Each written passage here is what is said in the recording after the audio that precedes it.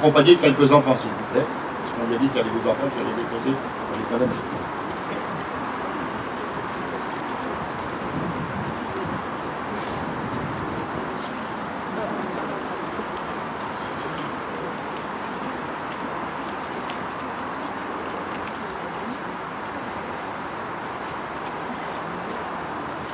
Nous allons faire l'appel des morts pour la France, de 1914 à 1918. Les enfants vont donner le nom, ok? Et pour tous les enfants qui sont présents, je vous demanderai de dire mort pour la France quand il a donné le nom de la personne. Je vous remercie d'avance.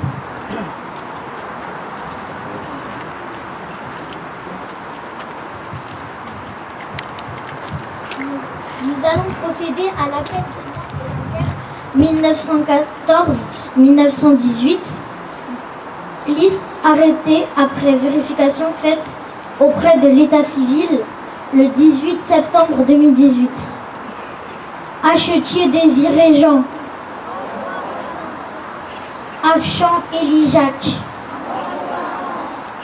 Aimable Xéry. Bertrand Marcel Aurélien. Bertrand Henri Jean. Boulanger Alphonse Louis. Boulanger Armand Jean. Boulanger Désiré Santé Étienne. Clément Laurent. Collet Marie-Joseph. Totan Théo. Contact René. Contré Fort Jean.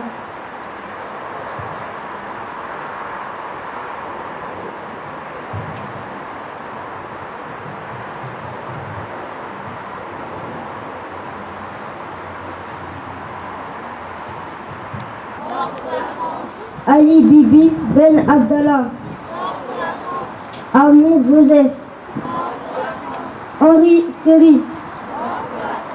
Houssin Émile. Jean Bourquin Auguste. Laplace Joseph. Latour Lucien. Léca Carl Camille. Le Chalut Alphonse. Leclerc Louis. Lefebvre Louis-Victor. Le François Alphonse Fernand. Le Grand Victor. Louvois Pierre. Louvois Alfred Jules. Martin Joseph. Moquette André Auguste. Morel Henri Eugène. Maour Alain Marie. Neil Becker Ernest Auguste. Paliche Jean Vincent. Alphonse Eugène. Pierre Jean Alain. Remoussin Eugène Alphonse. Enseignants qui sont présents sur cette commémoration. Nous allons rendre hommage à nos morts en observant une minute de silence.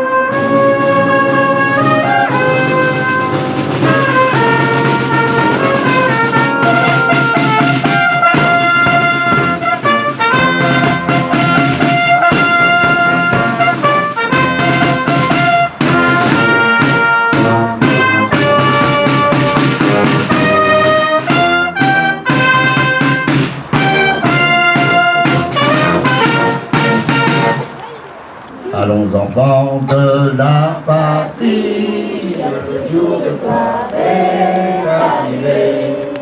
Contre nous de la tyrannie, l'étendard sanglant est levé. L'étendard sanglant est levé. Attendez-vous dans les montagnes, ces féroces soldats, ils viennent juste dans nos bras, égorger vos fils et vos compagnes. Aux armes, citoyens, rendez-vous à nous. Marchons, d'un sang gratuit, à preuve de nos sillons. Merci.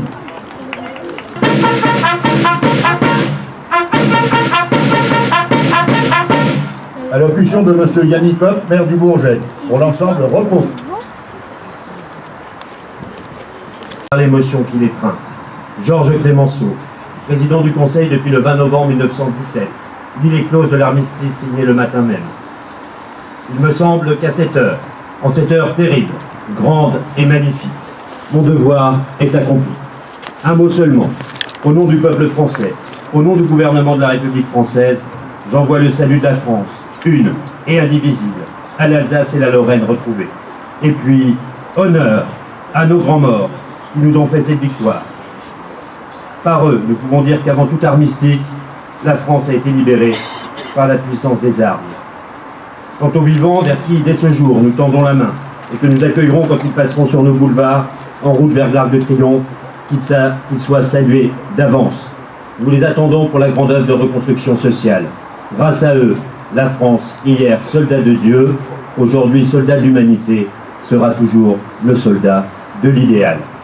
Ces quelques mots prononcés par le Père Lavictoire devant la grandeur du sacrifice de nos pères, de nos grands-pères, de nos arrière-grands-pères, de tous ceux qui, tombés sur le front des combats, ont tout donné pour faire triompher notre pays et sauver notre liberté, sont à jamais entrés dans l'histoire. 100 ans après, ces quelques mots du Tigre résonnent encore avec puissance et émotion, en ce jour singulier où nous portons traditionnellement, tous et tous, ces bleuets de France, ces fleurs qui ont trouvé la force de repousser malgré tout, j'allais dire envers et contre tout, sur la terre éventrée des champs de bataille, ces fleurs devenues symboles de notre recueillement et de notre mémoire nationale. Nous sommes ici rassemblés devant notre monument aux morts pour rendre un hommage particulièrement vibrant dans le cœur de tous les Français, au plus profond de chacune et chacun des Bourgetins. Il y a 100 ans ce jour-là, à 5h10 du matin, à l'intérieur d'un wagon isolé, dans la forêt de Compiègne, au carrefour de Retombe, l'armistice était en effet signé. Les canons de la Grande Guerre se taisaient, à la 11e heure du 11e mois de 1918. Il y a 100 ans ce jour-là, les cloches sonnaient à la volée dans toute la France. Au front, les clairons bondissaient hors des tranchées et sonnaient à cesser le feu, si longtemps espéré par des soldats hagards, mais héroïques. Une guerre au cours de laquelle l'Europe allait se déchirer. Une première guerre devenue mondiale, qui allait mobiliser 66 millions de soldats, qu'ils soient aussi fantassins marocains, tirailleurs sénégalais, algériens et tunisiens, ou soldats venus de Madagascar, d'Indochine, d'Asie, d'Océanie, ou même des États-Unis. Il y a 100 ans ce jour-là, le 11 novembre était un jour de joie intense pour beaucoup de Françaises et de Français, mais aussi un jour de tristesse immense face aux millions de victimes décédées, blessées ou infirmes.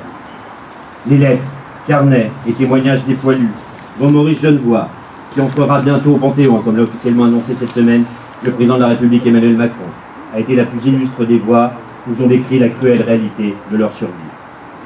Les poilus ont dû survivre à une hécatombe dans un décor de fin du monde. Survivre à des mois devenus 4 longues années, à regarder passer des obus, dans les deux sens.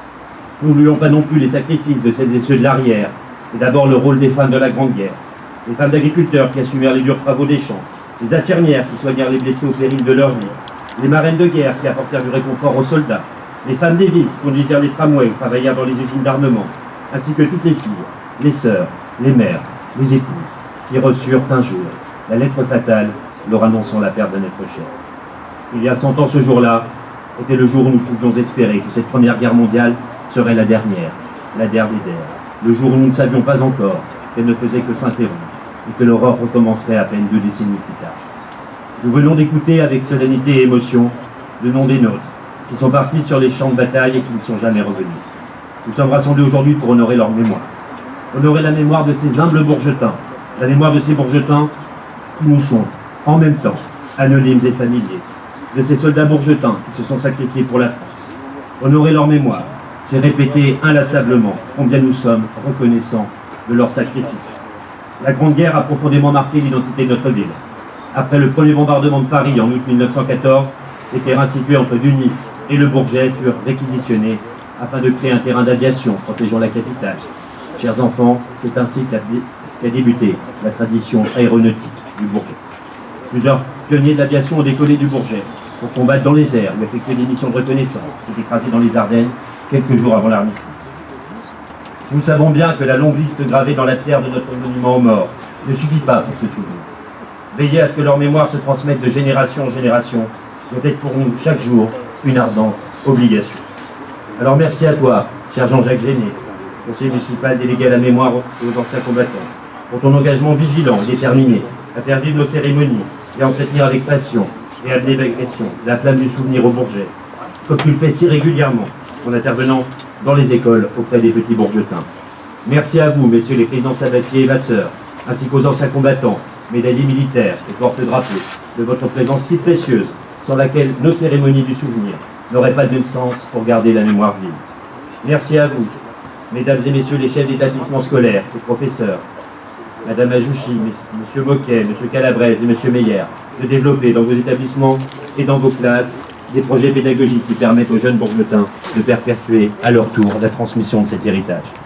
Merci à vous enfin, chers enfants, chers jeunes, de vous mobiliser aujourd'hui en si grand nombre, et je crois que c'est une première dans notre ville, et de rallumer ainsi la mémoire de celles et de ceux qui, connus ou anonymes, sont tombés pour la Grande Guerre, afin que les sacrifices et les souffrances qu'ils ont endurés pour que nous soyons libres aujourd'hui ne tombent jamais dans l'oubli. Tout comme la génération à laquelle j'appartiens, votre génération a eu la chance de ne pas connaître la guerre. Mais nous aurions tort de croire, pour autant, que la paix est un privilège irréversible. Elle est au contraire un combat du quotidien, car la guerre, aujourd'hui, vous le savez, continue de ravager bien des pays et bien des peuples à travers le monde. Dans un monde sans cesse plus dangereux, je veux redire ici, aujourd'hui, que la haine et l'extrémisme, quelle que soit leur forme, font courir un danger vital à notre démocratie et aux valeurs qui nous ont été léguées par le sang versé. Parce qu'un peuple sans mémoire est un peuple sans avenir, c'est en veillant à préserver au quotidien ce bien si fragile et précieux qu'est la paix, et en poursuivant ce que quelques hommes visionnaires ont voulu construire pour que nous ne connaissions plus jamais ça, et pour que des nations ennemies d'hier puissent préparer l'avenir ensemble et qui s'appelle l'Europe. C'est comme cela que nous pourrons rester fidèles à nos héros. En ce 11 novembre où nous célébrons la victoire et la paix, nous rendons aussi hommage à tous les morts pour la France, qu'ils soient civils ou militaires, qu'ils aient péri dans des conflits anciens ou des conflits actuels. 100 ans après ce jour-là, nous n'oublions pas nos compatriotes qui servent encore aujourd'hui sous nos couleurs, partout dans le monde. Qu'ils soient sur le sol français ou déployés en opérations extérieures, nos soldats français sont les héritiers de ceux de 14 et risquent chaque jour leur vie pour protéger la vie. Soldats de la Grande Guerre qui avaient tant souffert, vous qui désormais nous avez tous quittés avec Lazare Ponticelli en 2008, soyez assurés qu'ici, au Bourget, la flamme de votre souvenir ne s'éteindra jamais. Mesdames et messieurs, c'était il y a 100 ans ce jour-là. En ce jour, je formule un vœu solennel et collectif qui nous engage aujourd'hui comme demain, pour que notre mémoire reste toujours vive, et pour que les générations qui seront ici, dans notre cimetière, dans 100 ans, le 11 novembre, puissent prononcer à leur tour, en hommage à nos morts pour la France, ces quelques vers de Guillaume Apollinaire, né d'un père italien et d'une mère polonaise, ayant choisi le français pour langue et la France pour patrie, engagé volontaire sous le plus beau des cieux en 1914, pour défendre un pays qui était le sien par l'amour qu'il lui portait, et qui mourut de la grippe espagnole 2 jours seulement avant l'armistice du 11 novembre 1918. Qui donc saura jamais que 2 fois j'ai pleuré ma génération sur ton trépas sacré. Je vous remercie.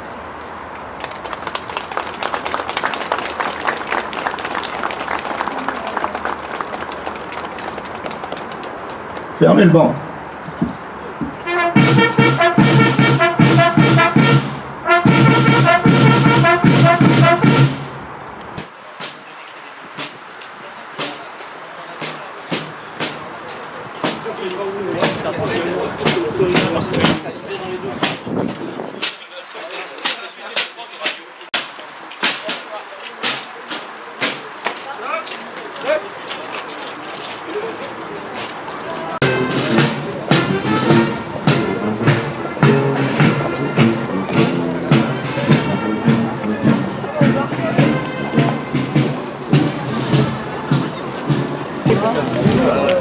les points. Regarde, tu as les points derrière.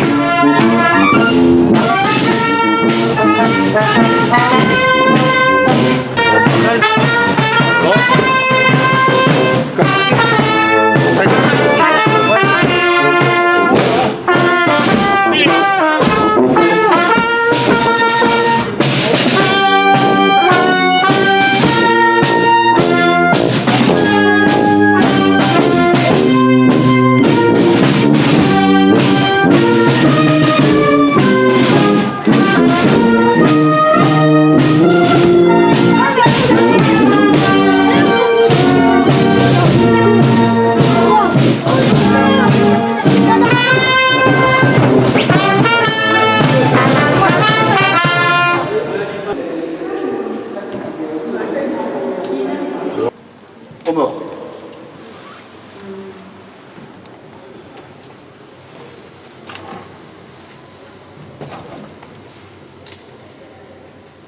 Merci. Monsieur le maire, monsieur le sénateur.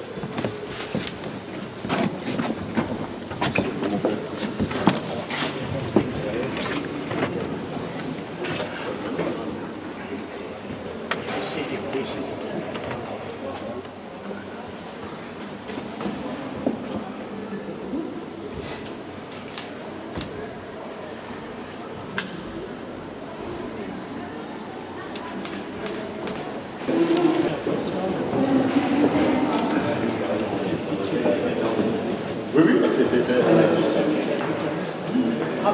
Il nous rappelle l'histoire, c'est bien. Oui, oui, il n'y a pas de souci.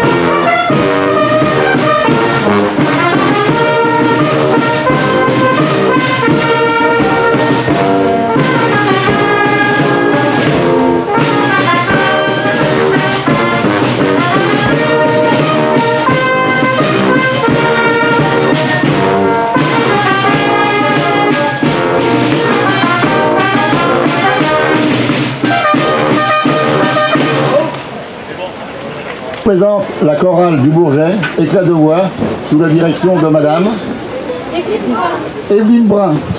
Bonjour Evelyne. Je passe donc la parole à Evelyne.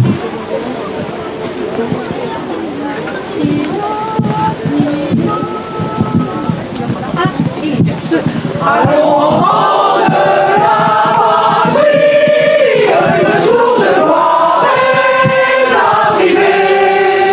Contre nous de la tyrannie, l'étendard sanglant élevé, l'étendard sanglant élevé. Entendez-vous dans les campagnes mugir ces farouches soldats?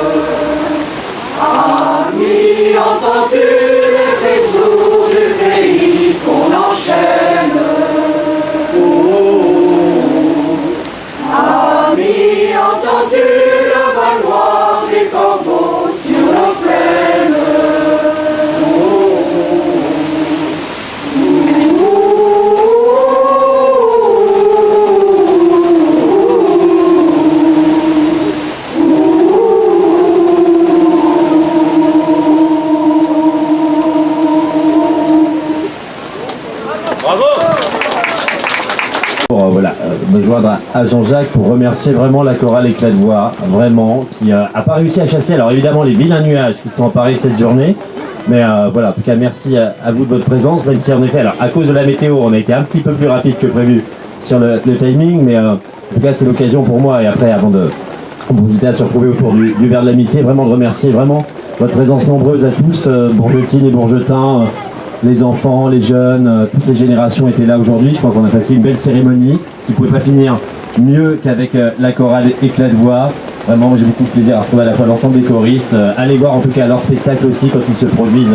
Ils ont fait une série de concerts il n'y a pas longtemps, il y en aura d'autres dans l'année. Ils travaillent d'arrache-pied déjà pour tenir le programme, évidemment sous la responsabilité et le talent d'Evelyne Brun qu'on a plaisir à retrouver ici. Evelyne, c'est bien plus qu'une chef de chœur, c'est bien plus qu'une professeure de chant, c'est une magicienne de la voix, j'ai l'habitude de le dire comme ça. Voilà, et on a beaucoup de plaisir à la retrouver. En tout cas, voilà, la chorale, pour ceux qui la connaissent depuis longtemps, on fait vraiment, là c'est plus Éclat de Voix, c'est éclosion de voix. Ils ont fait un travail formidable. Voilà, en tout cas, allez les voir, ne manquez pas les dates. Voilà, vous connaissez un certain nombre de choristes parmi eux. Voilà, en tout cas, on relaiera nous aussi la ville. Leurs activités. En tout cas, voilà, merci à Éclat de Voix, merci à Evelyne, vous pouvez les applaudir très fort. Et à travers eux aussi, l'ensemble des associations qui ont permis aussi de faire cette cérémonie dans un contexte malgré la météo. Voilà. En tout cas, voilà, merci en tout cas encore une fois à vous. Et puis merci, voilà, j'ai le plaisir de vous inviter toutes et tous à partager maintenant le verre de l'amitié. Le service de ma collègue qui ne me regarde pas, Madame Rouet, s'il vous plaît, les affaires générales, qui m'ont fait une surprise, parce que je ne savais pas qu'ils avaient nettoyé Et quand j'ai croisé M. Chiquel, il m'a dit « Jean-Jacques, tu vas être surpris quand tu vas rentrer dans le cimetière ». Donc je vous remercie de l'effort que vous avez fait en ce 11 novembre pour me faire plaisir. Enfin, pour nous faire plaisir à tous, bien entendu. Merci beaucoup. Et à travers eux, voilà. Et le service état civil, évidemment le service communication de la ville, l'ensemble des services, la logistique évidemment, la communication, la police municipale bien sûr, voilà. L'ensemble des services municipaux.